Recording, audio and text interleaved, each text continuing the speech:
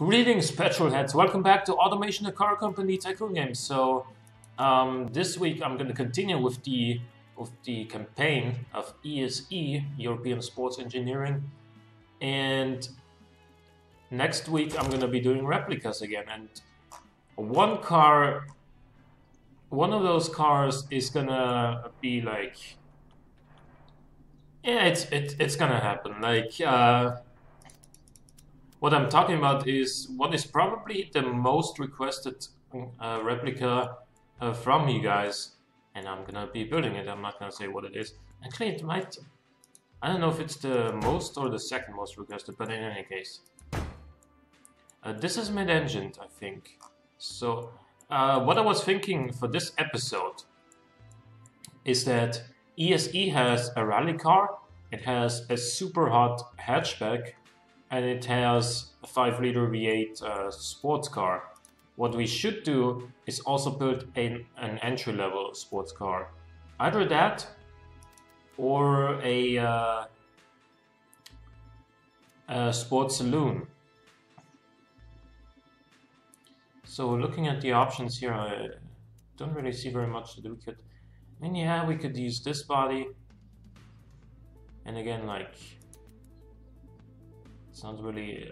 I mean, if we're gonna use the Miata body, I mean, we're gonna be competing against the Miata, and that's probably not gonna promise very much success. We could use something like this, which could be good, or we could use this body, which in 1990 is sort of getting old, isn't it? So what we should do, I think, is actually not build an entry-level sports car. What we will do instead is build a, one of these, a sports saloon. This will also have a coupe version and also a convertible, I guess.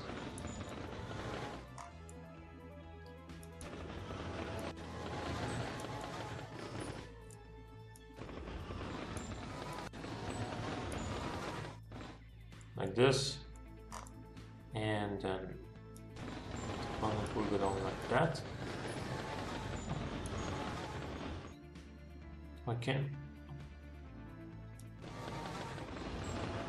Oh, that's what I can do. I see. I don't want to do it though.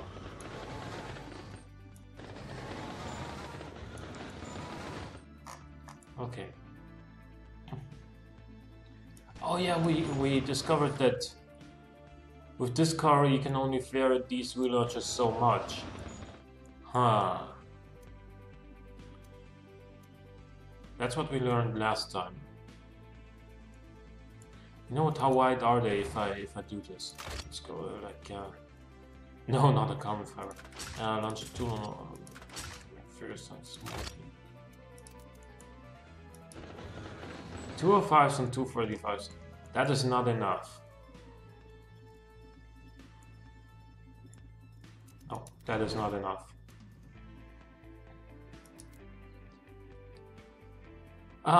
So what do we do?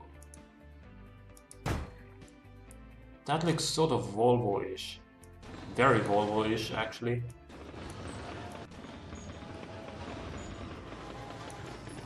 This doesn't, however.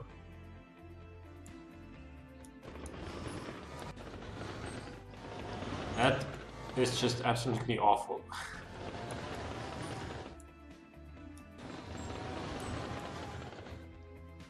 Yeah, sure, we could make an estate out of this too. Or a wagon, as you guys in America like to call it.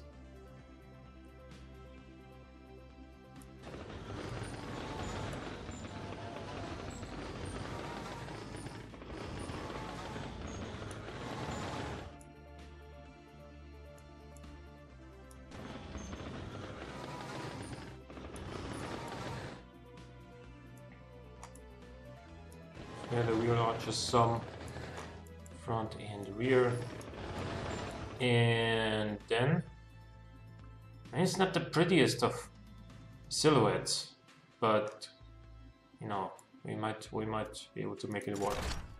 Yeah, let's go with the same setup here, actually. And then let's go with corrosion-resistant steel. This is not going to be like a super lightweight, you know, full-on sports car. It is going to be a sporty sedan. And obviously we want to go with pop-up headlights, because that was like, if you didn't have pop-up headlights in the 90s, then when would you have them? Like in the in the 80s and 90s at least. If you didn't have pop-up headlights, then you missed your chance, basically.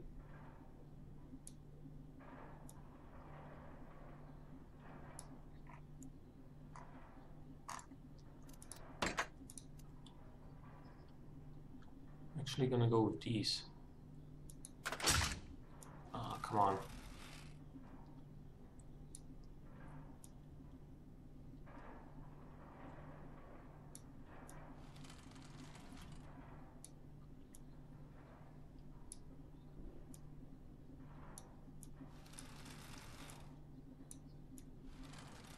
Why does this create a hole in the body?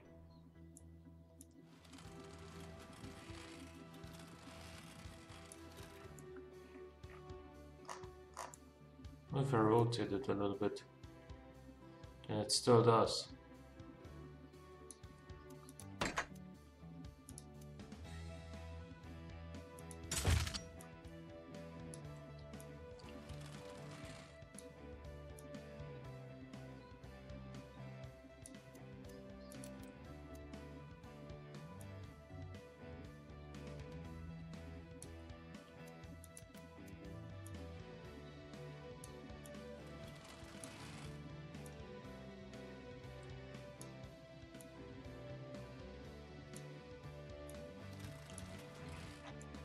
This is better. Okay.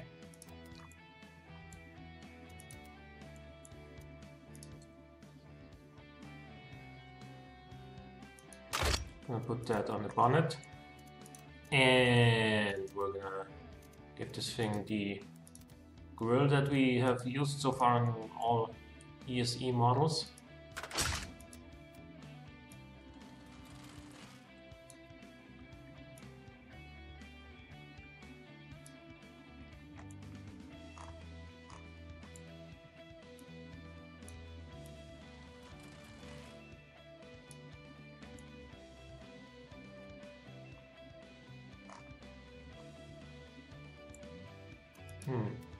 Looks kind of weird from this angle especially.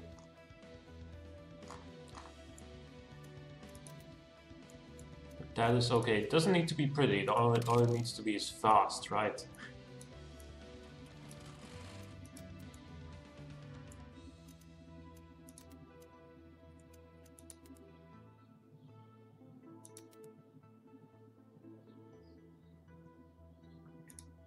Tell you what. Go with one of these across the entire front and give this thing some fog lights.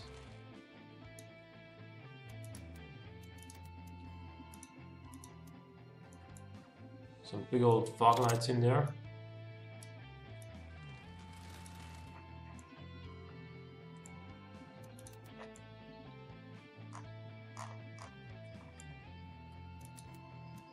And then a number plate down here.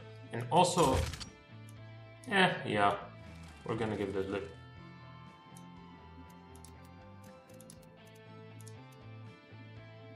Or maybe not. Maybe not if I can't put it further down than this, which I can't. So no, we're not gonna give this thing a lip. Up front at least, maybe on the rear.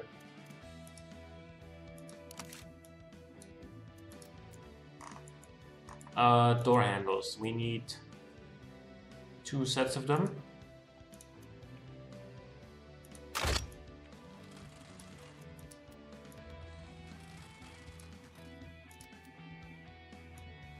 Some indicators back here as well.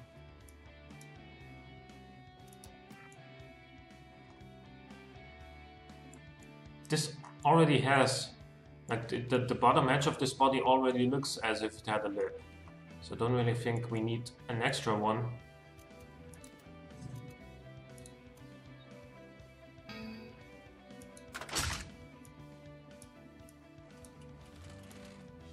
I don't know what that was.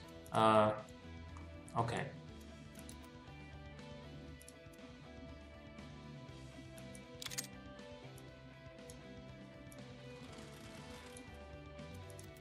Are we gonna give this thing the V8 that we built last time? Or are we gonna develop a new engine? I think it's time to go for a turbo inline 6.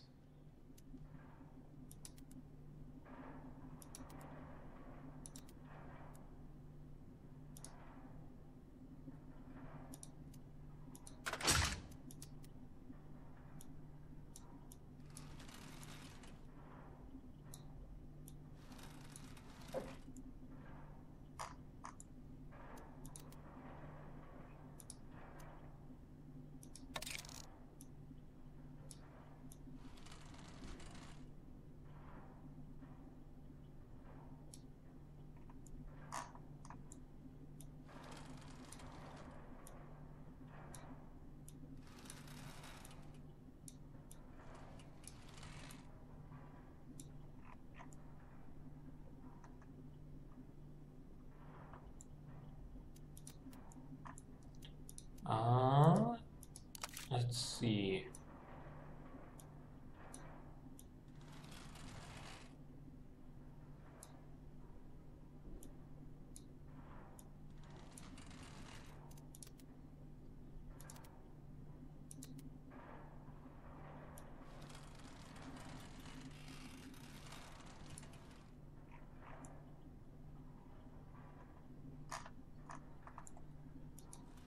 Maybe I'm gonna just make this a little bit longer.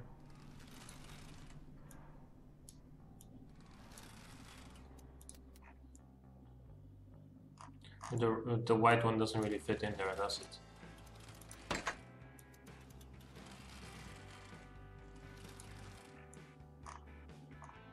Instead, what I maybe should try to do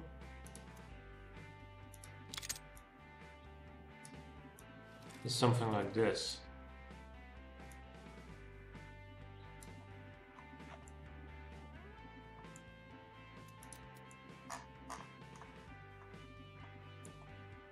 Exactly, and then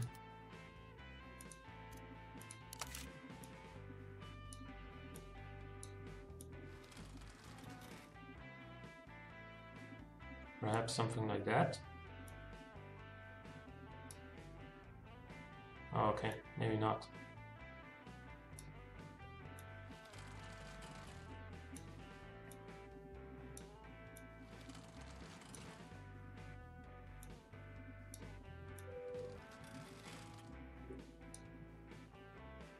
Okay, over the cut it always looks kind of weird, it seems.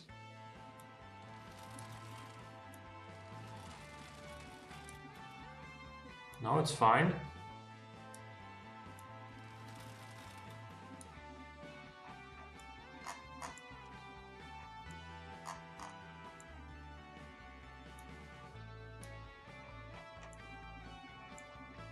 Yes, okay. Now basically what I did is I made where are they? I made these taillights somewhat.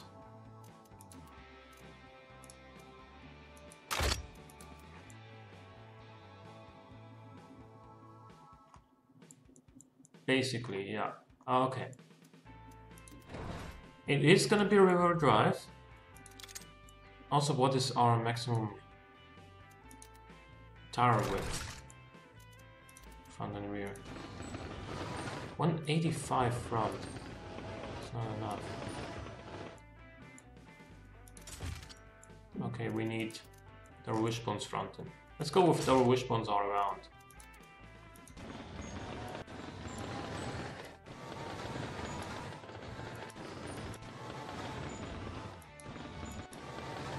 Two 45s. Let's go with up to 255s on the rear.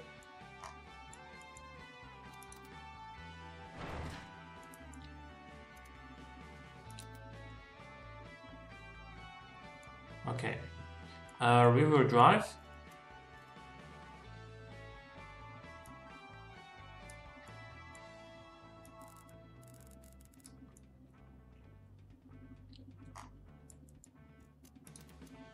Okay. Inline 6. Aluminium. Oh, that's too long.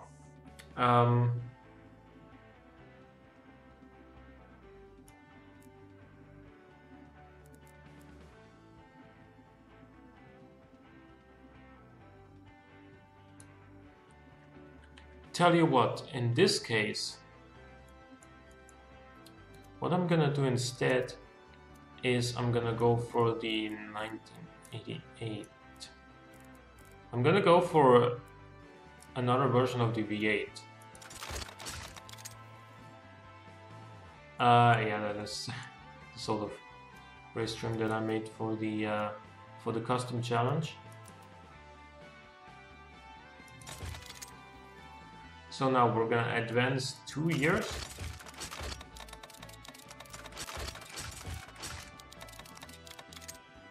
$1990. Okay. For this trim, I'm gonna go a little bit smaller on the capacity.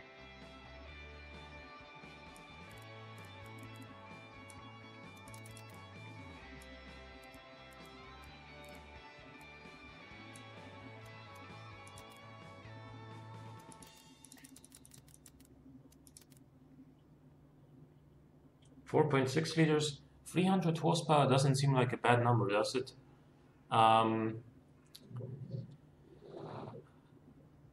Let's see, can we really make any major adjustments to this thing to make it maybe a little bit more predictable, a little bit more drivable? There is a little bit of fuel octane left in there, isn't there? Yeah, okay. What about variable valve timing? That gives us more power.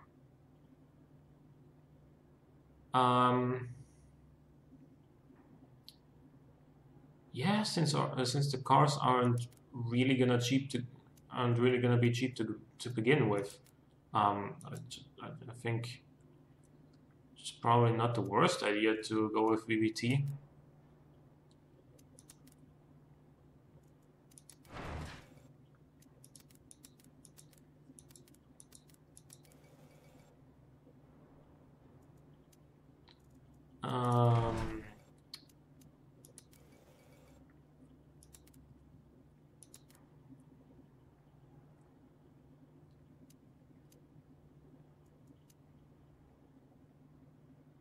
I'm gonna lean this thing out a little bit.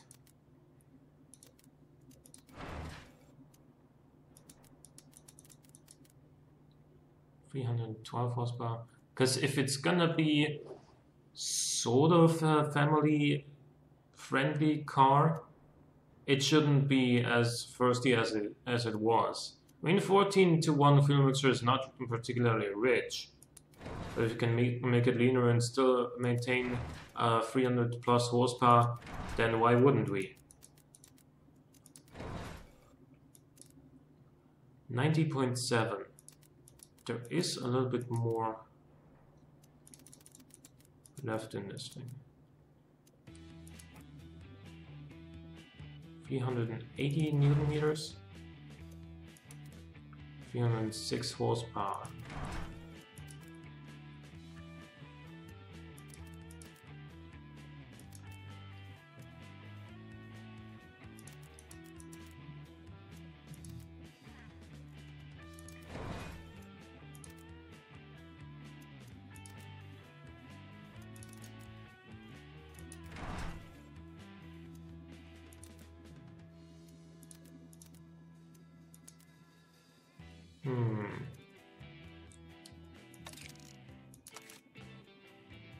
Yeah, let's stick with the 306 horsepower.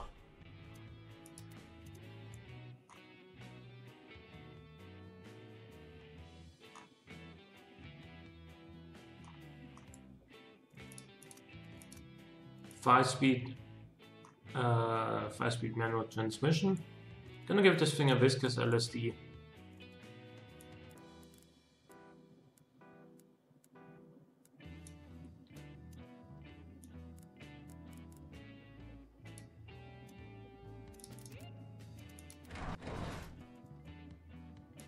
medium tires, 255s rear, 245s front. Even if that isn't necessarily era correct, like I don't know how many cars in 1990 came with 255mm rear tires. But it's a game. It's not always about being the most realistic you can be. I'm gonna go with like 2 pistons rear. And give this thing a fully clad under tray. We don't have aerodynamic fixtures, so wing angles don't matter. And then use the cooling airflow to a reasonable amount. It's still well above the required cooling. 5 seats, even though it's gonna get a little bit cramped in the rear. Standard interior, standard cassette, power steering and ABS. We'll see whether or not we need traction control. And standard safety. Gas mounted tube dampers, passive sway bars.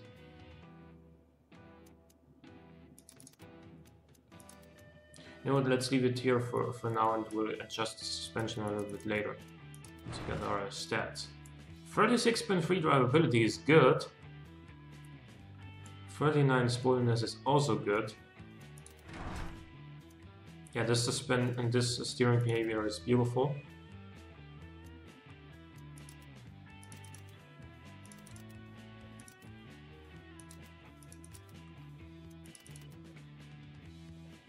This is good.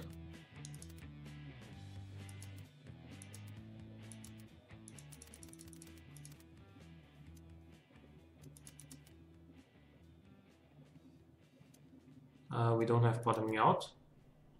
Now we do. Oh, I actually set it to the perfect amount in the first try. Brakes.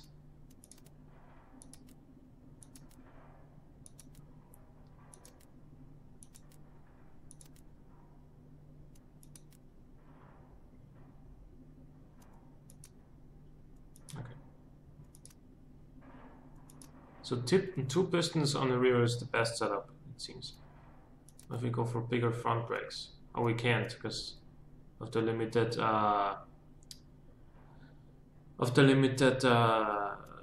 size because of the smaller rims. That's what I was trying to get at. 1309 kilograms is not necessarily heavy.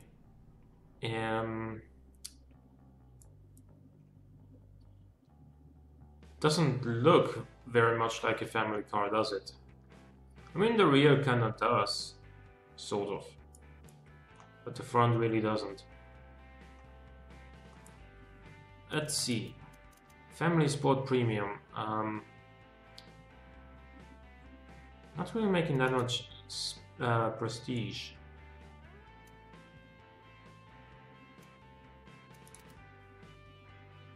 Family Sport. Prestige is less heavily weighted here.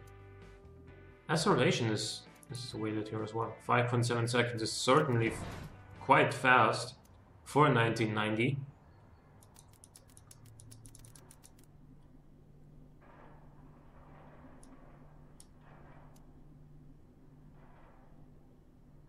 Yeah, and it is now also more drivable because of the longer gearing. And despite the fact that the acceleration is now slower, it is still better overall here. What if we go for a geared LSD? That'll actually help. It's also more expensive. Let's see, viscous LSD brings our total cost up to $88.90. Placing this thing at 23,200. This will bring us up to $9,367 at 24,000. So actually the difference is not, you know, $800 is a meaningful, is a noticeable difference. But if you're gonna be searching for a family sport premium car, $800 extra dollars is not gonna really make the biggest difference. So how does this thing perform around the track?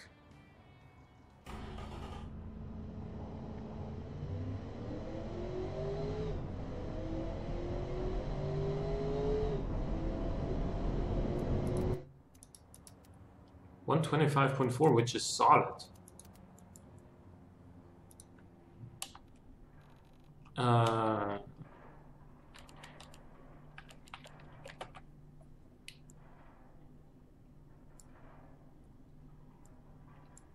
Don't have a name for this car yet.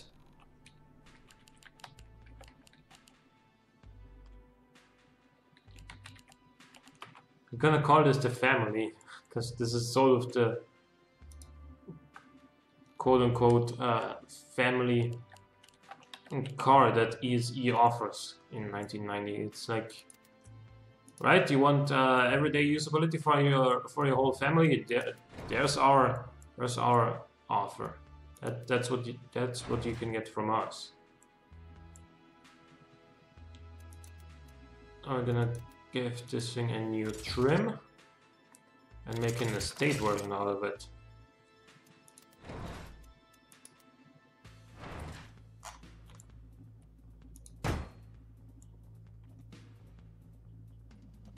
Yeah, actually, look at that rear end. The design suits it very well, actually. This makes it look a little bit more like a hatchback. The front stays obviously the same. Yeah, we don't need to fix anything here.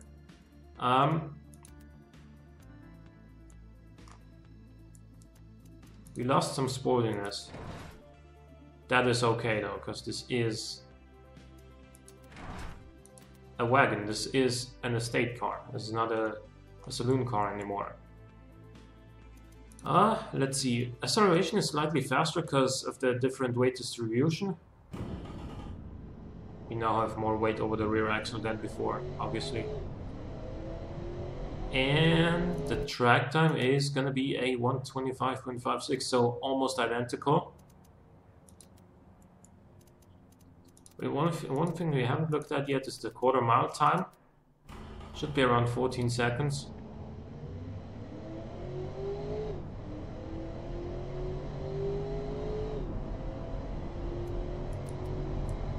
Yeah, it's slightly above 14 seconds. That in a family estate in 1990 is probably not too shabby.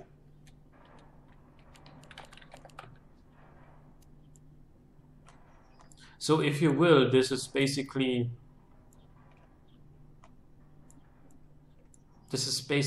a competitor for like the BMW M535i estate. First. No, actually, that was earlier the M5 E34 estate, if there was one. I can't remember, but in any case, if it didn't exist, then this is basically your solution. Then a very powerful, for its time, rear-wheel drive estate car. So that is, yeah, that's this car. Hope you guys enjoyed the episode. Leave a like or a comment if you did. Thank you for watching, and I'll see you next time.